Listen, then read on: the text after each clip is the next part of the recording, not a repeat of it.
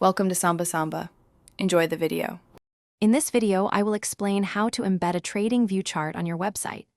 Integrating a TradingView chart can significantly upgrade your site, providing visitors with powerful, interactive financial visualizations.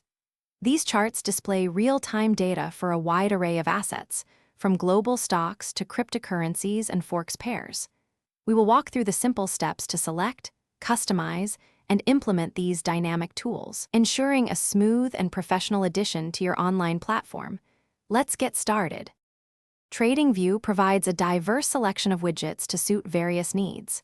You can choose from options like the comprehensive advanced chart, which offers extensive technical analysis tools, or a more compact mini chart for quick price overviews.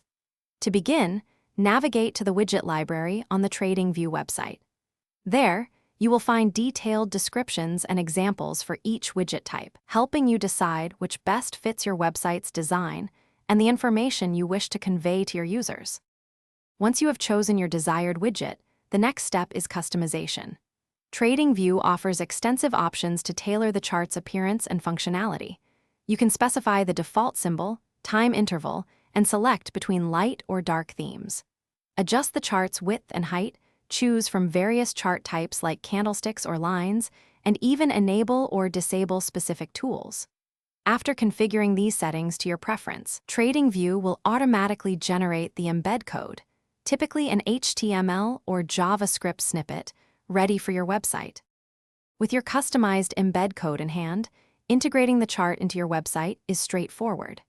Simply paste the entire HTML or JavaScript snippet into the desired section of your web page source code.